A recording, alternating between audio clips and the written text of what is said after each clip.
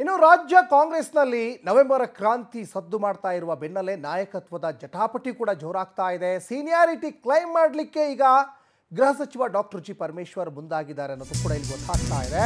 ರಾಜ್ಯ ಕಾಂಗ್ರೆಸ್ ಪಾಳ್ಯದಲ್ಲಿ ನಾಯಕತ್ವದ ಜಟಾಪಟಿ ದೊಡ್ಡ ಮಟ್ಟದಲ್ಲಿ ಸಂಚಲನ ಸೃಷ್ಟಿಯಾಗ್ತಾ ಇರುವ ಬೆನ್ನಲ್ಲೇ ಸೀನಿಯಾರಿಟಿ ಕ್ಲೈಮ್ ಮಾಡಲಿಕ್ಕೆ ಗೃಹ ಸಚಿವ ಡಾಕ್ಟರ್ ಜಿ ಪರಮೇಶ್ವರ್ ಮುಂದಾಗಿದ್ದಾರೆ. ಡಿಕೆಶಿಗೆ ಪ್ರತಿಸ್ಪರ್ಧಿಯಾಗಿ ಅಖಾಡಕ್ಕೆ ಈಗ ಪರಮೇಶ್ವರ್ ಇಳಿದಿದ್ದಾರೆ.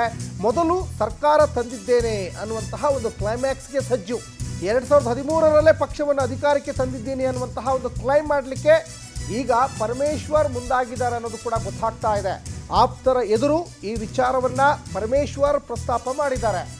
ರಾಜ್ಯ ಕಾಂಗ್ರೆಸ್ನಲ್ಲಿ ನಾಯಕತ್ವದ ಜಟಾಪಟಿ ಏನು ಮುನ್ನೆಲೆಗೆ ಬಂತಲ್ಲ, ಆ ಸಂದರ್ಭದಲ್ಲಿ ಏನು ಆಹಾರ ಖಾತೆ ಸಚಿವ KH ಮುನಿಯಪ್ಪ ಅವರೇ ಮುಂದಿನ ಮುಖ್ಯಮಂತ್ರಿ ಅಂತ ಒಂದು ಕಡೆ ಅವರ ಅಭಿಮಾನಿಗಳು ಘೋಷಣೆ ಮಾಡಿದರು. ಆ ಸಂದರ್ಭದಲ್ಲಿ ಪರಮೇಶ್ವರ್ ಮೊದಲು ಒಂದು ಧ್ವನಿಗೂಡಿಸಿದ್ರು.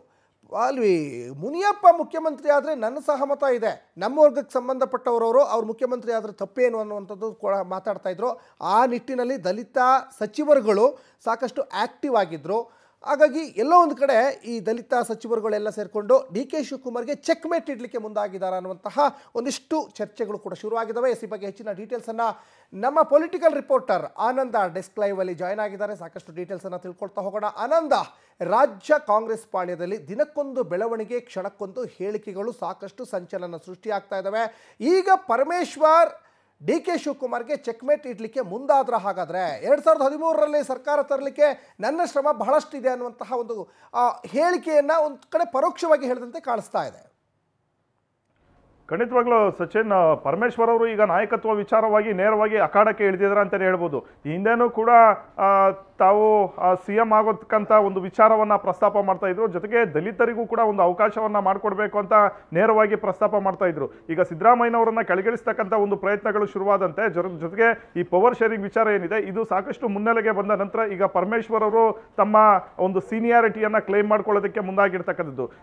ಈ ಕಡೆ DK ಶಿವಕುಮಾರ್ ಅವರ ವಾದ ಏನಂತಂದ್ರೆ, ನಾನು KPCC ಅಧ್ಯಕ್ಷನಾಗಿದ್ದೀನಿ, ನನ್ನ ಸಾರಥ್ಯದಲ್ಲಿ ಪಕ್ಷ ಅಧಿಕಾರಕ್ಕೆ ಬಂದಿದೆ, ಹಾಗಾಗಿ ನನಗೆ ಒಂದು CM ಸ್ಥಾನವನ್ನು ಕೊಡಬೇಕು ಅನ್ನೋ ಒಂದು ಬೇಡಿಕೆಯನ್ನ DCM DK ಶಿವಕುಮಾರ್ ಅವರು ಆಪ್ತರು ಪ್ರಸ್ತಾಪ ಮಾಡ್ತಾ ಇರ್ತಕ್ಕಂಥದ್ದು. ಅದೇ ಮಾದರಿಯಲ್ಲಿ ಈಗ ಪರಮೇಶ್ವರ್ ಅವರು ಕೂಡ KPCC ಅಧ್ಯಕ್ಷರಾಗಿದ್ದಂಥವರು CM ಆಗ್ಬೇಕಂತ ಹೇಳಿದ್ರೆ, ಹಿಂದೆನೇ ನಾನು ಕೂಡ KPCC ಅಧ್ಯಕ್ಷ ಆಗಿದ್ದೆ, 8 ವರ್ಷಗಳ ಕಾಲ ಪಕ್ಷವನ್ನ ಮುನ್ನಡೆಸಿದ್ದೀನಿ, ನನಗೂ ಕೂಡ ಸೀನಿಯಾರಿಟಿ ಇದೆ, ಹಾಗಾಗಿ KPCC ಅಧ್ಯಕ್ಷರಾಗಿದ್ದಂಥ ಒಂದು ಸಂದರ್ಭದಲ್ಲಿ ನನ್ನ ಒಂದು ನೇತೃತ್ವದಲ್ಲೂ ಕೂಡ ಪಕ್ಷ ಅಧಿಕಾರಕ್ಕೆ ಬಂದಿತ್ತು. ಆದರೆ ಅಲ್ಲಿ ಆ ಒಂದು ಸಂದರ್ಭದಲ್ಲಿ ಸೋತಂತ ಒಂದು ಹಿನ್ನೆಲೆಯಲ್ಲಿ ಕ್ಲೈಮ್ ಮಾಡ್ಕೊಳ್ಳೋದಕ್ಕೆ ಸಾಧ್ಯವಾಗಿಲ್ಲ.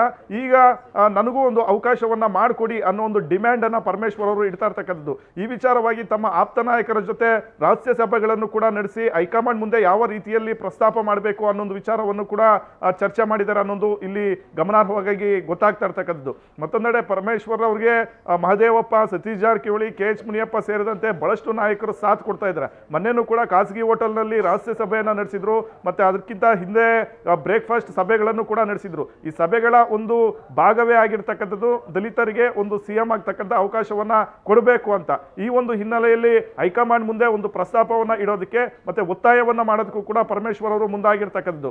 ಇದೇ ನವೆಂಬರ್ 20ಕ್ಕೆ ರಾಹುಲ್ ಗಾಂಧಿ ಅವರು ಬೆಂಗಳೂರಿಗೆ ಬರ್ತಾ ಇದ್ದಾರೆ. ಈ ಸಂದರ್ಭದಲ್ಲಿ ಮಲ್ಲಿಕಾರ್ಜುನ್ ಖರ್ಗೆ ಹಾಗೆ KC ವೇಣುಗೋಪಾಲ್, ಸುರ್ಜೇವಾಲಾ ಅವರ ಜೊತೆನೂ ಕೂಡ ಒಂದು ಸಭೆಗಳು ನಿಗದಿಯಾಗಿರ್ತಕ್ಕಂಥದ್ದು. ಈ ಸಂದರ್ಭದಲ್ಲಿ ನೇರವಾಗಿ ರಾಹುಲ್ ಗಾಂಧಿ ಮುಂದೆಯೇ ಪ್ರಸ್ತಾಪ ಮಾಡೋದಕ್ಕೆ ಇವರು ತೀರ್ಮಾನವನ್ನ ಮಾಡ್ಕೊಂಡಿರ್ತಕ್ಕಂಥದ್ದು. ಮತ್ತೊಂದು ಕಡೆ ಮಲ್ಲಿಕಾರ್ಜುನ್ ಖರ್ಗೆ ರಾಜ್ಯ ರಾಜಕಾರಣಕ್ಕೆ ಬರೋದಕ್ಕೆ ಹಿಂದೇಟು ಹಾಕಿರ್ತಕ್ಕಂಥ ಒಂದು ಹಿನ್ನೆಲೆಯಲ್ಲಿ ಪರಮೇಶ್ವರ್ ಅವರು ಈಗ ದಲಿತದ ಒಂದು ನಾಯಕತ್ವದ ಮುಂಚೂಣಿಯನ್ನ ತೆಗೆದುಕೊಂಡಿದ್ದಾರೆ. ಅದೇ ರೀತಿ ಹಿಂದೆ ತಮ್ಮ ಸೀನಿಯಾರಿಟಿ ಪಕ್ಷಕ್ಕೆ ಕೊಟ್ಟಿರ್ತಕ್ಕಂಥ ಒಂದು ಕೊಡುಗೆ ಆಗಿರ್ಬೋದು, ಇವೆಲ್ಲವನ್ನು ಕೂಡ ಪರಿಗಣಿಸಿ ನನಗೆ CM ಸ್ಥಾನವನ್ನ ಕೊಡಬೇಕು ಅನ್ನೋ ಒಂದು ಬೇಡಿಕೆಯನ್ನ ಇಡೋದಕ್ಕೆ ಈಗ ಪರಮೇಶ್ವರ್ ಅವರು ಮುಂದಾಗಿದ್ದಾರೆ ಅನ್ನೋದು ಮಾಹಿತಿ ಸಿಕ್ಕಿರ್ತಕ್ಕಂಥದ್ದು.